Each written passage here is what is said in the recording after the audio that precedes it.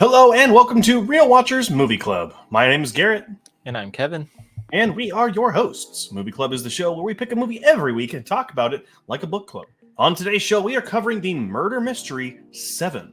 Our thoughts and more coming up on Movie Club.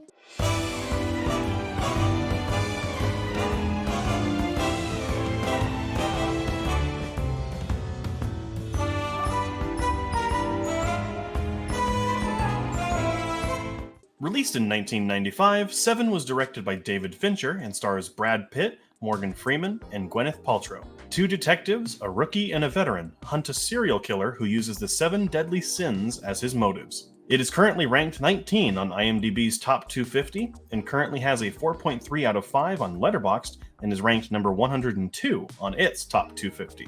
It was nominated for 1 Oscar for Best Film Editing. Before we dive into our thoughts, though, we do want to issue a spoiler warning for the film. We will be discussing plot points, twists, revelations, and more. And there's a lot to spoil with this movie. If you haven't seen the film yet, we'd recommend you watch it first, then come back here. It's okay, you can pause it, you won't offend us. Stay tuned to the end of the show, though, to see what we have coming next week for you, so you can watch it ahead of time and not be spoiled. Alrighty, and so we are here today to talk Seven. Now, Kevin, what is your experience with Seven? Had you seen the film before this, or is this a first-time viewing? So, I actually have this film on DVD with the composition notes that's in the movies, but I've never seen it before.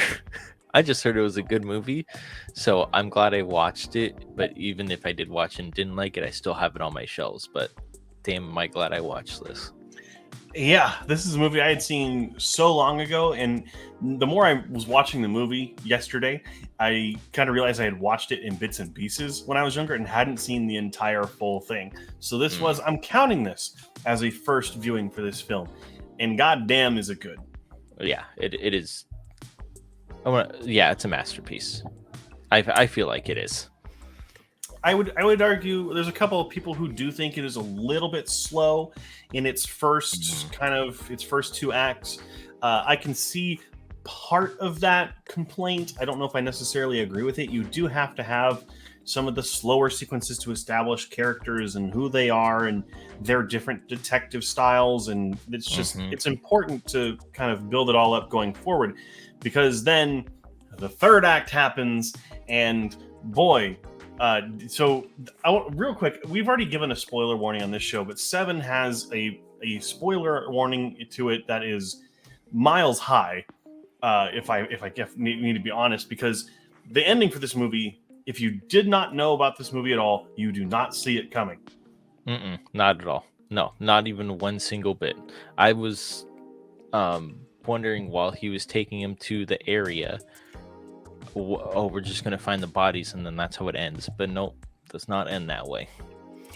And like, it was actually interesting because I couldn't remember the way this film ended. I mean, everyone kind of knows the what's in the box, like they know that quote, but no one really, as far as I knew, like no one ever spoiled for me what the ending was, and I don't think I'd ever seen the ending actually.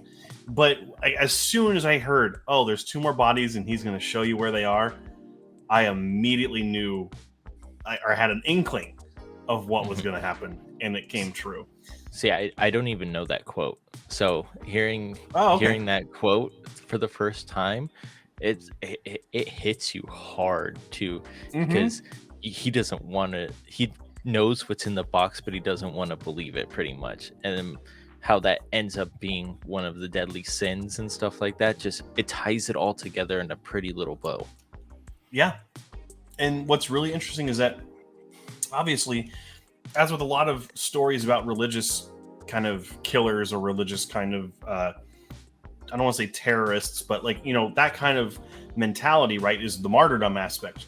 And so when you're thinking about, he's gonna kill 7 people. No, he's only going to kill 6.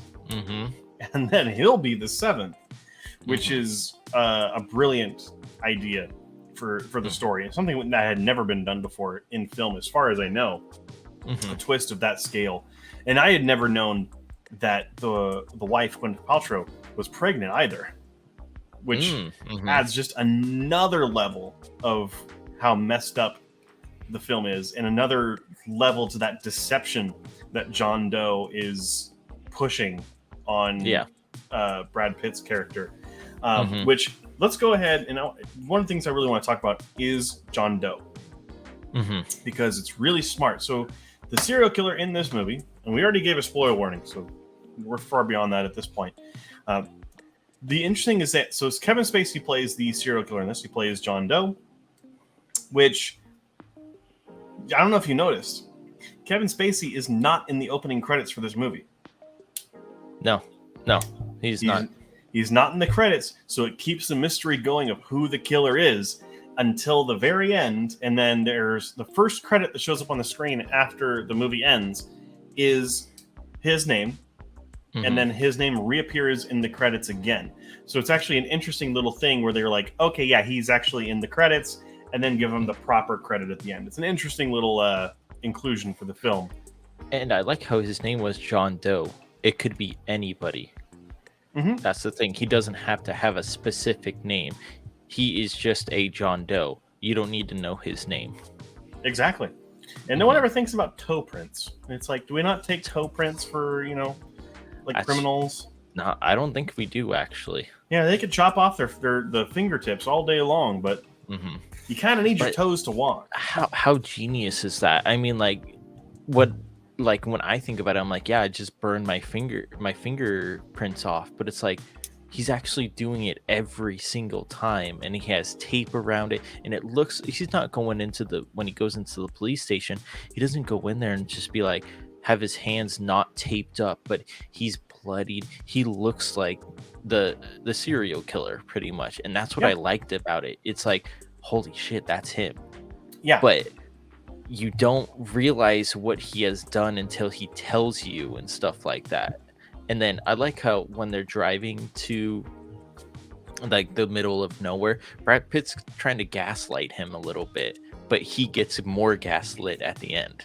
So yeah, it's a wonderful little bit of kind of, a lot of this film is expectation subversion, right? Like, it's, going back and watching older reviews of this film, or older critic reviews and stuff, and being like, wow, I didn't see this coming, it wrote me into the mystery. It's just, it really speaks to how well this was written for the time and how truly original it was for 1995. This is a 95 movie. 95.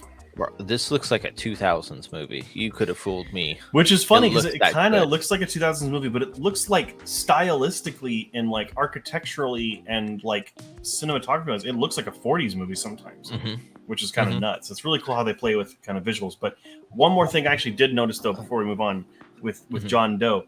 So when he walks into the police station, which is an incredible moment, when he walks in, he's covered in blood. That's Brad Pitt's wife's blood. Oh, it's got to be. Yeah, it has. And he does not know it. No, and that is just so much more horrifying. Well, because when they analyzed it, they said there's 3 different suspects on him, but they never told us the last suspect that blood was, because they probably didn't want to tell. What is his name? Well, they just moved to the city, so they maybe didn't even have her information on file yet. True. So, it's so good. It's so good. Genius. Oh man. Speaking of genius, let's talk about the casting. The rest of the casting for this movie. Obviously, Kevin Spacey plays an incredible John Doe in this film, but Brad Pitt playing as the cocky rookie detective really sells his performance. One of his better performances I think I've seen, especially from his earlier career. But also Morgan Freeman. I mean, come on. I mean, it's Morgan Freeman. He's good in almost anything that he does, but in this one, he's just an old bloke that wants to get out, but then gets reeled back in with this rookie. So yeah, and it's like as we were saying with some of our other reviews, it's like a father-son relationship with Brad Pitt and him, because he Brad Pitt revitalizes Morgan Freeman's career a little bit. He starts to laugh a little bit more. He lets loose, but he also wants to be so strict and so pinpoint, pretty much. Well, it's between Brad Pitt and his wife, right? Like the wife also helps Morgan Freeman open up in some ways. And so like, but in the beginning, he wants to get out, right? Like, don't give me this case. I want to retire. Like, I just can't do it. Then by the end of the film, he comes around. He's like, I'll be around. Yeah. Like I'll be here to help. Whereas Brad Pitt starts the opposite, right? He's the more optimistic one at first, and then gets dragged through the ringer and ends up hopeless. It's the exact opposite for both of them. They take the opposite path, but there is that point in the middle where they are really, really good together, and it's just great character writing.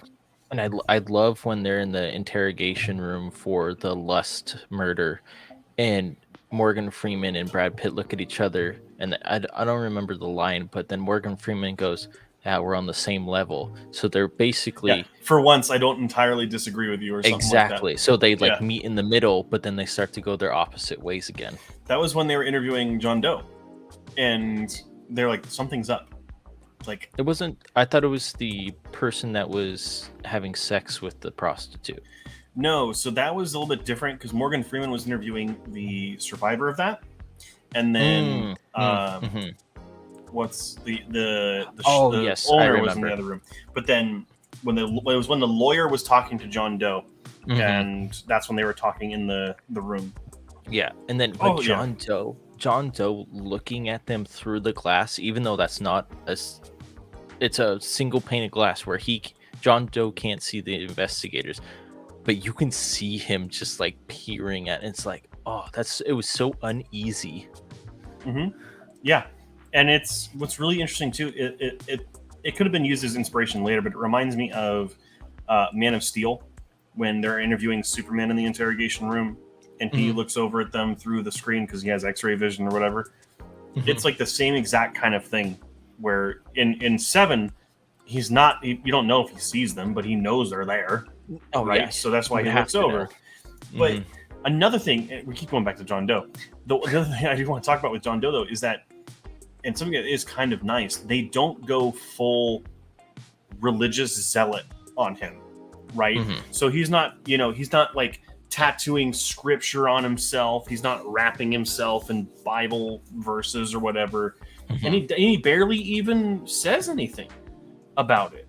Right? Yeah. Like, in many ways, you almost wonder, is he really doing this for some sort of divine reason? I mean, he does say, a couple of things, but, a lesser movie, a lesser director, a lesser actor would take that to a role and be like, and the Lord then saith, kill the prostitutes, or something like, it would go crazy, religious symbolism, imagery, speech on it.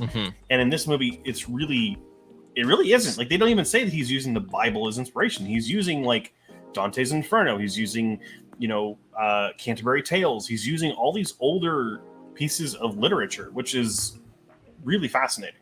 Yeah, and it's so subtle the way he uses it too. He doesn't. John Doe doesn't come out and saying like, "Oh, this is lust, this is envy," and stuff like that. He lets his work speak for himself, and that's what makes it even more creepier, because he doesn't have to sit there and talk about why he's doing it. He's just saying, he was saying like, what, this is his art or his masterpiece or something like that, and it really shows, because you don't need him to be talking about it. You can just look at what he did and understand it. Yeah, and that's what he says, right? He's like, you don't have to, I forget exactly how he said it, but it's like, you understand it, but you don't agree with it or whatever. Something along those lines. It's just, it's actually, he is one of the best serial killers in a film, I think, probably since, like Norman Bates, or I'm even trying to think of another, like the Zodiac from Zodiac. Like, it literally, he in the top 5, 100%. Yeah. So one of the other things that I did notice about this film, and I don't know if you picked up on this, but the consistent, like pounding rain that is all throughout this film, until they get closer and closer to finding John Doe, and then the rain lets up and gives you false hope that this is almost over. And the worst hasn't even happened yet. That's just another brilliant piece of storytelling through through your visuals. right? It's like, even if you don't understand the story, which is not hard to get the story of this movie, it's not hidden under layers of subtext and everything. Like, it's pretty easy. Like, you could understand visually what's happening. More of the movie takes place during the day or stormy day, like, takes place during the night in the beginning, or stormy days where it's dark enough, and then starts to get lighter as you go on. It's absolutely brilliant. Yeah, and I loved how, because I asked myself, I'm like, while I was watching, I watched this movie today, so it's like fresh in my mind. Was, oh my gosh, it's raining really hard. Not like normal like rain. It's like pouring where you can hear it hitting off of like the little tarps and stuff like that. And then it starts to lighten up. And yeah, I got that false sense of hope where it's like, oh, everything's starting to clear. But then you think in the back of your mind, you're like, wait, we have like 3 more deadly sins that he hasn't even talked about yet. And I'm like, no, this isn't the way it's supposed to go. But I like when they try to visualize and give you that false hope, as in like, oh, everything's gonna be okay and stuff like that. And it's like, it's fucking not. Yeah, they literally pull the rug out from underneath you, and it is absolutely fantastic. And I do want to talk about, like, Seven is used as a inspiration for a lot of things. I've heard that Seven at least plays a little bit of an inspiration for the Saw films, like visually, and like the torture that John Doe makes these people go through. But also, like, if you saw 2022's The Batman, very heavily inspired by Seven, with the darker tone, the consistent rain, and everything. But inspirations aside, I do want to talk about how, like, again, this is the 90s. This is some crazy imagery for the 90s. And some of the most detailed ways that they talk about these people are, ultimately killed. Like, the guy who's been left alive and is on so many drugs. That was so cool. First of all, that was I when that happened, I was like, oh my god, like, what? How? First of all, and I'm like, wait, that it's just a good way, because he doesn't need to die. He just needs to feel what that deadly sin is, pretty much. So, but that, when spoiler warning, when he wakes up and gets that gasp of air, I'm like, I almost like not jumped jump scared, but I was like, holy shit, he's alive. Like the actors, like, they're like, holy crap, what? It's one of those things, like, you feel like you know what's coming because of the sheer amount of car fresheners are in that room. You're like, there's gotta be, they're hiding something in there. And of course he's alive, but like all the different things are just, for lack of a better term, they're creative, right? Like, with the gluttony killing, right? He makes him like eat till his literal stomach bursts, which is horrifying. And then after that was the greed killing, which was the lawyer made him chop off his hand, parts of himself, and all that to kind of, or whatever. No, it was a pound of flesh for something like, he cuts off like the part of his side, like his love handle or whatever. What happened after that was oh man, I'm forgetting the order of the killings now, because drug guy was third or fourth. Drug guy was like fourth or fifth, I thought. Let me see here. I can't find the thing here. Gluttony, greed, and then it was, because I think lust was fifth. Sloth. Okay, sloth was third, which was the guy in his bed for the year. And then that was a cool aspect too. Found him on the same day that he put him on the bed 1 year later. Yes. Yeah. And then it was lust, which is the guy was put that large strap on with the blade, which that is a horrible way to go. Then it was Pride, which is the one that I think is like the least memorable. That's the one where she cut up her face if she called for help. Yeah, which I feel like brutal, but not as memorable as the other ones. And then obviously, Envy is who John Doe is when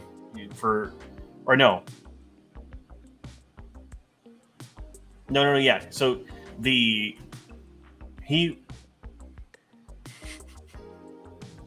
I think you're right. John Doe is Envy. No, because Doe was guilty of envy because he envied the normal life. That Mills and his wife had, and then Mills embodies Wrath. Yeah. To complete the masterpiece, essentially. Which, man, we cannot talk enough about that last sequence. Yeah. The way that it's just the tension builds up from when they leave the police station. You know, It's all in the car too. All in the car. It's all dialogue. There is music that's there subtly, but it's mostly the dialogue that is building that tension and suspense. Because you don't know what's going to happen. If this is your first time watching the film, you don't know like where this is going, who the two bodies are. Like, it's absolutely brilliant. And then Morgan Freeman's acting, I think, after seeing the box. Oh, put down the gun. Yeah, Mills. When he finds the box at the delivery truck to when Mills kills John Doe, absolutely brilliant. I do think that as cool as it is for him at the end of the movie to kind of be like, yeah, I'll be around or whatever, I feel like the ending for this movie was a little abrupt. A little, yeah. And the way this movie starts is weird. It just starts like in the middle of like Morgan Freeman's like wake up day or whatever. It kind of started out of nowhere, which was kind of funny to me. Not complaining about that, but like it just didn't feel like the start of a regular movie. Like it kind of felt odd. But then like what you're saying, like how it feels like a 2000s movie, the intro with the remix of the 9 Inch Nails song with the credits definitely felt like a 2000s move. Even though it was funny because I mean, I don't know how familiar you are with 9 Inch Nails and the song they used. It's called Closer, and the whole thing is about he says it at the end, you bring me closer to God. So it's like plays into the theme kind of well. But it's like the way that it's all like the text going like this on top of each other, and like it's all like it's so 2000s. But it's 95. But it works. But it works with this too because he is a serial killer, and when he had those notebooks and stuff like that, it looked like he was writing in some of those notebooks and stuff. So it was really cool how they kind of introduced him already without even showing him. Yeah. It's fantastic. And I really have nothing else to say because the movie is just that good. Like, what number is this on 250? On IMDb, it is 19. And on Letterboxd, it is 102. That 102 needs to come up because it's a top 20 movie. Well, I mean, hey, that's not up to us. Yeah, it's not. I will say that this movie did, well, without getting into like reviews yet, this did break into my 150 best films of all time list. I got not best film, the ones that remind me why I love film. It's on that list already. So, sorry, driving Miss Daisy. It looks like they used like really like 2000s cameras in this. Everything was crispy and clear, not like a 90s movie slasher movie when it came out where it's all bright and everything like that. It was just gritty, and that's why I think I liked it too, because you don't need bright lights to tell a murder story. You need to get down with the darkness and stuff like that. Also, brilliant, the movie never tells us where we are. No, perfect. I don't need to know where we are. Doesn't say LA. It's just Gothic City. That's all we need to know. It literally could be Gotham. Like that could have been a Batman movie if done any other way. Yeah, like, which is brilliant. And again, why 2022's The Batman really took a lot of inspiration from this, right? Like, it is stylistically, it is gorgeous. It's unlike anything from its time. It's pleasing as well. Yeah, it's like grotesque in a weird pleasant way. Yeah. It's I don't know. I wouldn't want to live there, but I like looking at it. Oh yeah. I'm glad it's on a movie. Alrighty, Kevin. So it's pretty clear that we both like this movie. But where do you rate it, and how? What do you? Well, I guess what do you think about it? This is one of the best crime movies that I have watched to date. I would say if you are interested in that crime mystery thriller, this is the cream of the crop, as I would say. I did give this 5 stars out of 5 stars on Letterboxd, and I'm out of 100, I give it like a 95. Yes, there are some slower parts to it, but everything gets tied up in a little bow at the end. Sure thing. Yeah. As far as me, I gave it a 4.5 stars out of 5 on Letterboxd, and that equates to a 98 from me. I do think this movie is very, very strong. However, I do think it does lose a couple of points from me from how jarring its beginning and ending are. I feel like it's a little too abrupt in both situations. And there are a couple moments where it drags, but not enough to make me like really knock off points for it. Yeah, it's still fantastic. This movie is a 2-hour movie or something like that. Doesn't feel like it. Nadi said it again. I was close my laptop, and she goes, "Wait, you're done with your movie?" And I go, "Yeah, that's how good it was. Doesn't even feel like 2 hours." So there you go. So the question now falls to you. What did you think of 7? Go ahead and leave your comments in the comment section down below, but remember to be respectful of one another. We're watching. Next week, we'll be dipping our toes into the classic thriller Psycho. So make sure to watch the film before next week so you don't get spoiled. Thank you so much for watching yet again, and make sure to like, comment, and subscribe to us here on Real Watchers, and follow us on any social media platform. And you can catch our live stream that goes live every week at 7 p.m. Pacific Standard Time every Tuesday. So thank you again so much for watching, and keep your eyes on the screen.